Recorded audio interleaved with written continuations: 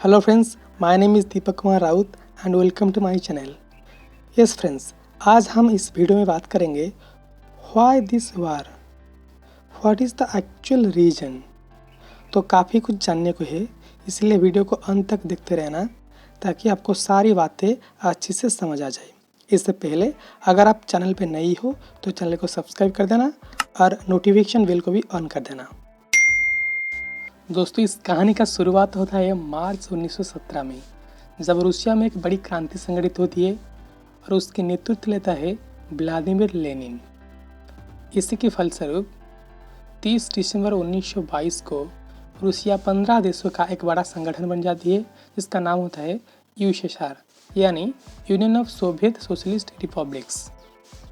इसमें कई सारे प्रमुख देश आती है, जैसे Kazakhstan, Kyrgyzstan, Uzbekistan, Tajikistan, Turkmenistan, Georgia, Azerbaijan, Armenia, Estonia, Latvia, Lithuania, Ukraine, Moldova, Belarus and रूस।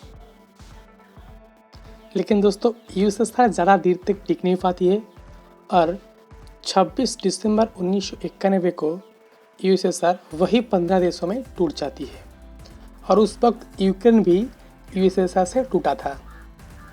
दोस्तों, 1991 से 2014 तक रूसिया और यूक्रेन के बीच में सब कुछ ठीक चल रहा था, क्योंकि 2014 से पहले यूक्रेन में जो सरकार थी वो रूसिया के समर्थक थी और जनता चाहती थी उनको यूरोपियन यूनियन से मिलना है, जो कि रशिया नहीं चाहता था, क्योंकि कोई भी देश अगर यूरोपियन यूनियन से मिलता है बाद में वो नाटो का सदस्य ले लेता है। दोस्तों, नाटो बेसिकली पश्चिमी और यूरोपियन देश के एक इंटर गवर्नमेंट मिलिट्री अलायंस है, जिसका फुल फॉर्म होता है नॉर्थ अटलांटिक ट्रीटी ऑर्गेनाइजेशन। इसका स्थापना 4 अगस्त 1949 को हुआ था। शुरू में इसमें 12 मेंबर थे, आज के समय में इसमें 30 मेंबर है। दोस्तों, 2014 में यूक्रेन की जनता उस वक्त जो प्रेजेंट सरकार थी उसको हटा दिया, यानी जो राष्ट्रपति थे पेट्रो पोरोशेंको, उनको शासन से हटा दिया और 2014 में यूक्रेन में एक नई सरकार आ गई, जो कि जनता की मांग को पूरी करने के लिए राजी हो गई। इस वजह से रसिया गुस्से में आकर 2014 में यूक्रेन के ऊपर एक बड़ी मिलिट्री हमला किया और यूक्रेन की निचली भाग क्रीमिया पर कब्जा कर लिया। इस मिलिट्री हमले के बाद यूक्रेन ने बोला कि हमको अब यूरोपियन यूनियन से नहीं मिलना है और हम दोनों देशों के बीच में शांति चाहते हैं। उसके बाद 2015 में रूसिया और यूक्रेन के बीच में एक एग्रीमेंट साइन किया गया, जिसका नाम है मिन्स्क एग्रीमेंट। लेकिन दोस्तों, 2017 में यूक्रेन और रशिया के बीच में एक फिर से उलझन आ गई, जब यूक्रेन ने बोला उसको नाटो के साथ मिलना है, जबकि नाटो को ही रशिया उसका सबसे बड़ा खतरा और दुश्मन मानता है।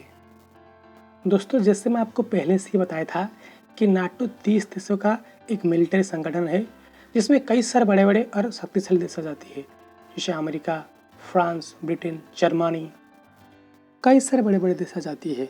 और इस संगठन का एक नियम है, अगर इस संगठन की किसी भी सदस्य के ऊपर कोई देश हमला करता है तो ये सारे 30 देश उसको मिलकर मारते हैं।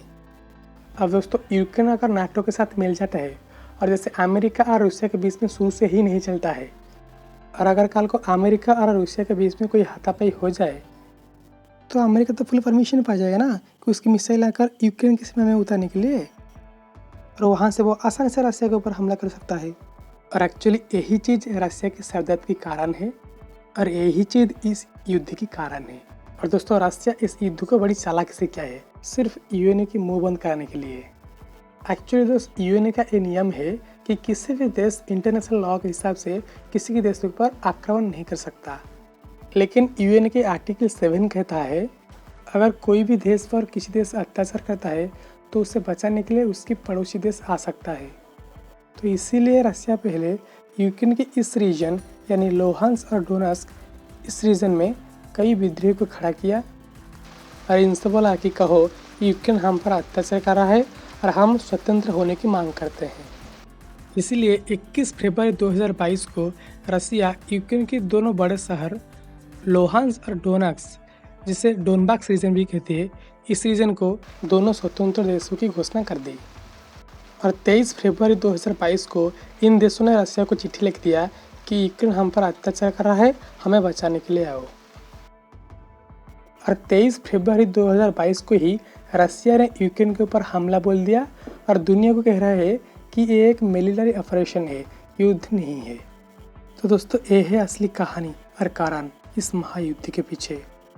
तो खैर जो भी हो, युद्ध कोई भी समस्या की हल नहीं है। हम ईश्वर से प्रार्थना करेंगे कि ये युद्ध जल्द से जल्द खत्म हो जाए और रशिया यूक्रेन के बीच फिर से शांति प्रतिष्ठा हो जाए। अगर ये वीडियो आपको अच्छी लगी तो वीडियो को लाइक करना, फ्रेंड्स के साथ शेयर करना और चैनल को सब्सक्राइब करना। मिलती हूँ एक अगली वीडियो में। नमस्कार, जय हिंद, जय भारत।